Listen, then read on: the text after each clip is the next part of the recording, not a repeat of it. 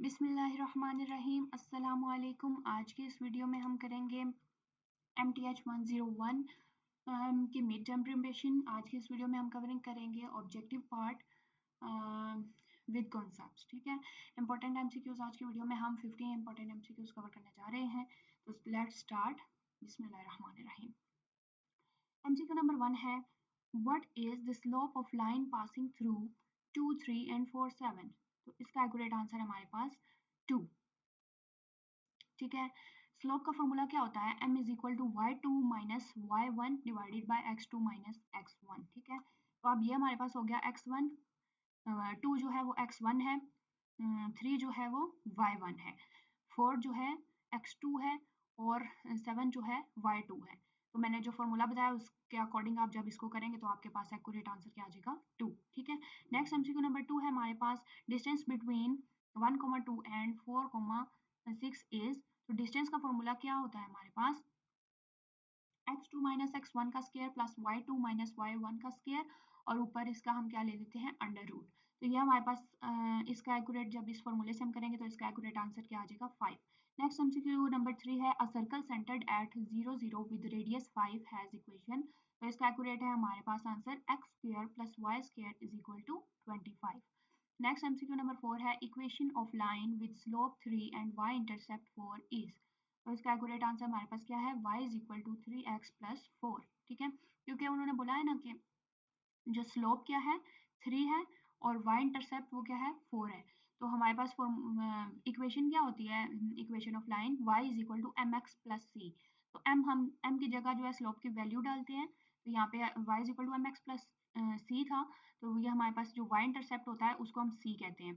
तो c जो है उसकी वैल्यू 4 आ गई और स्लोप यानी m की वैल्यू 3 आ गई, तो ये हमारे पास बना y is equal to 3x plus 4। ठीक है, उम्मीद है आपको मेरी वीडियो अच्छी तरह समझ आ रही होगी। अगर आपको मेरी वीडियो अच्छी लग रही है तो साथ में मेरे चैनल को लाइक करें, सब्सक्राइब करें, अपने फ्रेंड्स के साथ शेयर करें ताकि उनको भी फ़ायदा हो और मुझे भी, मैं अपनी इतनी मेहनत से आपके लिए ये वीडियो बना रही हूँ। ठीक है, और उम्मीद है आपके कॉन्सेप्ट्स क्लियर हो रहे होंगे। मूव करते हैं अपने क्वेश्चन नंबर 5 की तरफ। Mid point between 2, 3 and 4, 7 is. Mid point बताना है। अब मिड पॉइंट का फॉर्मूला क्या होता है, x1 plus x2 divided by 2, उसके बाद कॉमा आता है y1 plus y2 divided by 2। मैं पहले भी आपको बता चुकी हूँ कि जो होता है पहला वाला होता है नंबर किसी भी ब्रैकेट के अंदर वो क्या होता है x1, दूसरा वाला होता है y1। ठीक है, और दूसरी ब्रैकेट के अंदर जो पहला वाला होता है वो होता है x2 और दूसरा वाला जो होता है वो y2 होता है। ठीक है, तो मिड पॉइंट का फॉर्मूला लगाएंगे सिंपल और हमारे पास एक्यूरेट आंसर आ जाएगा 3, 5। ठीक है, नेक्स्ट MCQ नंबर 6 है, a function is even if.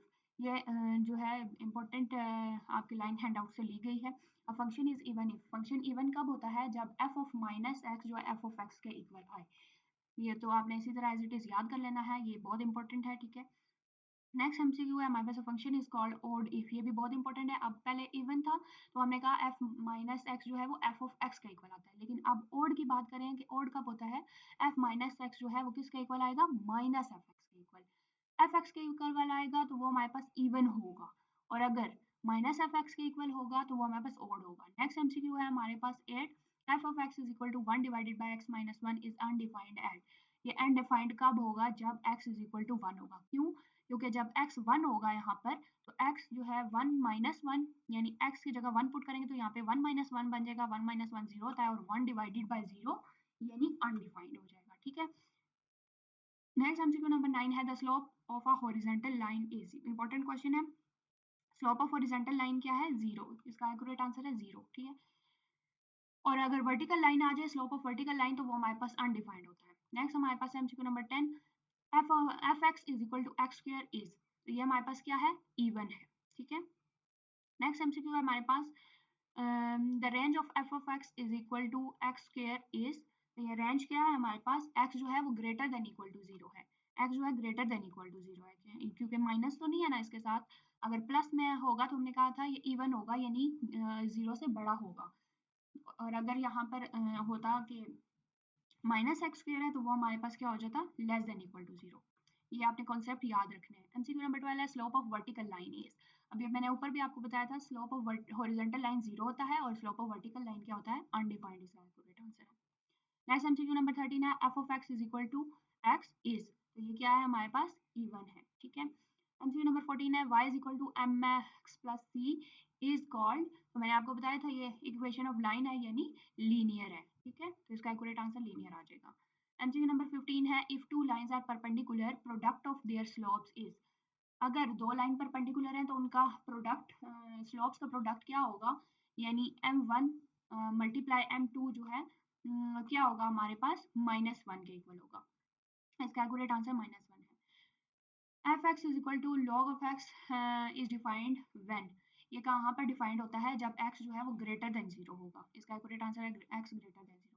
Next MCQ है derivative of f x is equal to x square is, तो derivative f x x square का डेरिवेटिव हमने बताना है, तो जो पावर होती है वो शुरू में आ जाती है, और हमारे पास एक्स स्क्वायर में से हम एक को पावर माइनस कर लेते हैं, ठीक है, तो पावर शुरू में आएगी, 2 शुरू में आ गया, एक्स 2 -1 करेंगे तो 2 - 1 तो 1 आ जाएगा, यानी 1x बच जाएगा, तो 2 मल्टीप्लाइड बाय x 2x के इक्वल आंसर इसका आ जाएगा।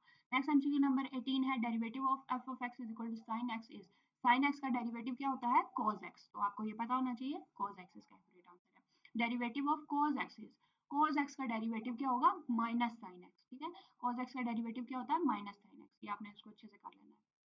एमसीक्यू नंबर 20 है derivative of f x is equal to e की पावर एक्स इज, अब आपको पता होना चाहिए कि ई की पावर एक्स का डेरिवेटिव हमेशा वही आता है, ई की कोई भी पावर आ जाए ना तो उसका डेरिवेटिव वही आता है, तो ये हमारे पास ई की पावर एक्स है, इसका डेरिवेटिव क्या आएगा ई की पावर एक्स, तो ऑप्शन है इसका ई की पावर एक्स ही इसका एक्यूरेट आंसर है। एमसीक्यू नंबर 21 है derivative of f x is log of x, log of x का डेरिवेटिव हमेशा 1 ओवर एक्स आता है, 1 डिवाइडेड बाय एक्स इसका एक्यूरेट आंसर है, ठीक है, 1 divided by x. MCQ number 22 है derivative of f x is equal to 1 over x, 1 over x का डेरिवेटिव क्या होगा -1 over x square, 1 over x का डेरिवेटिव क्या होगा -1 ओवर एक्स स्क्वायर, ठीक है। एमसीक्यू नंबर 23 है derivative of f of x is equal to x cube is, x cube का निकालना है तो हमारे पास क्या आ जाएगा, मैंने आपको बताया था पावर शुरू में आ जाती है, 3 शुरू में आ गया, फिर आगे x आ गया, बेस इसी तरह x आ गई, ठीक है, तो 3x इसी तरह आ गया। अब x की पावर में से, यानी कि x की पावर क्या है 3, उसमें से हमने माइनस कर देना है 1, कोई भी पावर होगी x की तो उसमें से हमने माइनस कर देना है 1 को, तो ये हमारे पास क्या है 3 - 1 करेंगे तो 2 आ जाएगा, तो ये हमारे पास क्या आ जाएगा 3x square.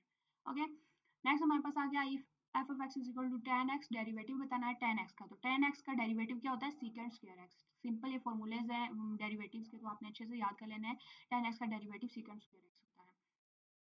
If f of x is a constant it derivative, अगर एफ ऑफ एक्स कांस्टेंट होगा तो हमारे पास उसका डेरिवेटिव क्या हो जाएगा 0 हो जाएगा।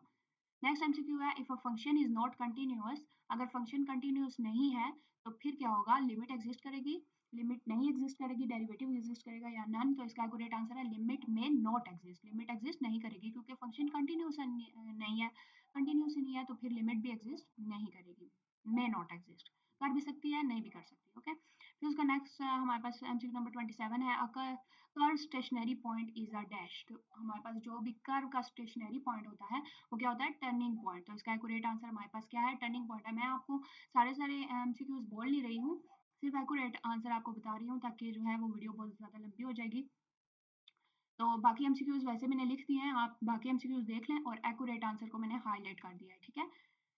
एमसीक्यू नंबर 28 है a curve at the x axis at a turning point is, x axis पे जो टर्निंग पॉइंट होता है कर्व का वो क्या होता है रूट, तो इसका एक्यूरेट आंसर क्या है रूट, ठीक है। एमसीक्यू नंबर 29 है a tangent to the curve is, tangent to the curve is a line touching the curve at one point, tangent क्या होता है कि कोई भी कर्व है उसको एक पॉइंट से अगर लाइन कोई भी लाइन टच करी है सिर्फ एक पॉइंट से तो वो क्या होता है टेंजेंट होता है।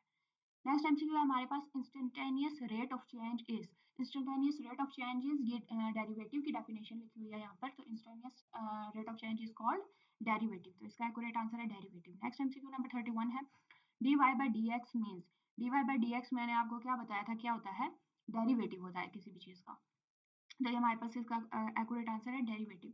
एमसीक्यू नंबर 32 है D by D x x four, यानी एक्स फोर का डेरिवेटिव निकालना है, तो मैंने आपको क्या बोला था पावर क्या हो जाती है शुरू में आ जाती है, पावर यानी कि 4 शुरू में आ गया और एक्स की पावर में से हम 1 को माइनस कर लेते हैं, तो पावर शुरू में आ गई यानी 4 शुरू में आ गया, एक्स इसी तरह आ गया 4x और एक्स की पावर में से 1 को माइनस किया तो क्यूब आ गया, तो 4x क्यूब इसका एक्यूरेट आंसर है। नेक्स्ट एमसीक्यू नंबर 33 है chain rule is used when, chain rule कब यूज होता है जब फंक्शन इनसाइड फंक्शन को हम यूज कर रहे होते हैं, ठीक है, chain rule is used when function when we use function inside function. Next MCQ हमारे पास 34 derivative of x power 5 using power rule is. अभी मैंने आपको बताया था पावर रूल को कैसे यूज करते हैं कि जो हमारे पास x की पावर होगी वो हमारे पास शुरू में आ जाएगी, 5 शुरू में आ गया और x की पावर में से 1 माइनस कर देंगे यानी कि x की पावर 4 हो जाएगी। 5x4 इसका एक्यूरेट आंसर है। एमसीक्यू नंबर 35 है if f of x is equal to ax plus b, f bar x is, तो हमने फाइंड करना है तो ये हमारे पास क्या आ जाएगा इसका accurate answer a। MCQ number 36 है product rule is used when. Product rule कब यूज होगा? जब दो फंक्शंस को मल्टीप्लाई किया जाएगा। प्रोडक्ट रूल कब यूज होता है? जब दो फंक्शंस को मल्टीप्लाई किया जाता है। एमसीक्यू नंबर 37 है quotient rule. Quotient is used when. Quotient rule कब यूज होता है? जब टू फंक्शन डिवाइड किए जाते हैं। टू फंक्शंस आर डिवाइडेड, इसका एक्यूरेट आंसर है। एमसीक्यू नंबर 38 है अ curve is increasing when. Curve increase कब हो रही है? इंक्रीज होती है जब जो है कर्व पॉजिटिव होती है। जहाँ पे भी कर्व पॉजिटिव होगी वहाँ पे कर्व जो है वो इंक्रीज करेगी, तो इसका एक्यूरेट आंसर है positive. Curve is increasing where curve is positive. Next MCQ number 39 है a maximum point is where. Maximum point कौन सा होता है? जहाँ पे derivative changes from positive to negative. Maximum point कहाँ पे होता है? जहाँ डेरिवेटिव चेंज करता है पॉजिटिव से नेगेटिव की तरफ। एमसीक्यू नंबर 40 है minimum point is where. Minimum point कौन सा होता है? जहाँ पे derivative changes from negative to positive, negative से पॉजिटिव की तरफ चेंज करता है। एमसीक्यू नंबर 41 है area under a curve is found using. Area under a curve कैसे यूज किया जाता है? इंटेग्रल को यूज करके। एमसीक्यू नंबर 42 है integral of x is. Integral क्या होता है? x का x square divided by 2। MCQ number 43 है which of the following is not differentiable at x is equal to 0। कौन सा जो है वो x is equal to 0 पे डिफरेंशिएटेबल नहीं हो सकता? तो ये हमारे पास है x, ये वाला है ऑप्शन नंबर सी इसका एक्यूरेट आंसर है। MCQ नंबर 44 है derivative of a constant is. मैंने पहले भी आपको बताया था कांस्टेंट जहाँ पे भी आएगा उसका डेरिवेटिव लेंगे तो वो हमारे पास 0 के इक्वल आएगा, इसका एक्यूरेट आंसर है 0। If f of x is greater than 0 on interval a b then। Greater than 0 है तो यानी का इसका क्या मतलब है कि f जो है वो इंक्रीजिंग ऑन a b है। लेकिन अगर यहाँ पे आ जाता लेस देन 0 तो ये हमारे पास आ जाता कि f is decreasing on a b। तो यहाँ पे ग्रेटर देन 0 है तो इंक्रीज कर रहा है, ठीक है, increase on a b। MCQ number 46 है पाई इज अ डैश। तो पाई हमारे पास क्या है? इरेशनल है। पाई क्या है? इरेशनल। एमसीक्यू नंबर 47 है chain rule is a rule for differentiating. Chain rule क्या है? डिफरेंशिएट करने किसको करने के लिए यूज होती है? कंपोजिशन ऑफ फंक्शंस, ठीक है, इंपॉर्टेंट है composition of functions. Chain rule use होता है कंपोजिशन ऑफ फंक्शन को डिफरेंशिएट करने के लिए। नेक्स्ट एमसीक्यू नंबर 48 है the base of natural logarithm E is. तो नेचुरल लॉगरिथम ई जो है ये इसकी बेस क्या होती है? 2.718। ऑप्शन ए इसका करेक्ट है और इंपॉर्टेंट भी एमसीक्यू है, ठीक है, इसकी वैल्यू आपको पता होनी चाहिए। ई की वैल्यू क्या होती है? 2.718 यानी नेचुरल लॉगरिथम। अब नेक्स्ट है हमारे पास if x is f of x is less than 0 on an open interval। Open interval की बात की जा रही है तो f क्या होगा? कॉनकेव डाउन, ठीक है। नेक्स्ट एमसीक्यू है हमारे पास एमसीक्यू नंबर 50 जो कि आज की वीडियो का हमारा लास्ट एमसीक्यू है। A function is decreasing on an interval if. Decrease कब होगा? जब it's derivative is negative on that interval. जब उसका डेरिवेटिव जो होगा वो नेगेटिव होगा इंटरवल के ऊपर। तो उम्मीद है आपको वीडियो अच्छी तरह समझ आ गई होगी और आपके कॉन्सेप्ट्स भी क्लियर हो गए होंगे। अगर आपको कोई भी क्वेश्चन है या कोई भी कंफ्यूजन है तो आप कमेंट सेक्शन में पूछ सकते हैं। इसके अलावा आप मुझे ये भी बता सकते हैं कि मैं आपकी किन सब्जेक्ट्स की वीडियो जो है और भी प्रिपरेशंस की अपलोड करूँ। Thank you so much. Thank you for watching. Like, subscribe and share my channel.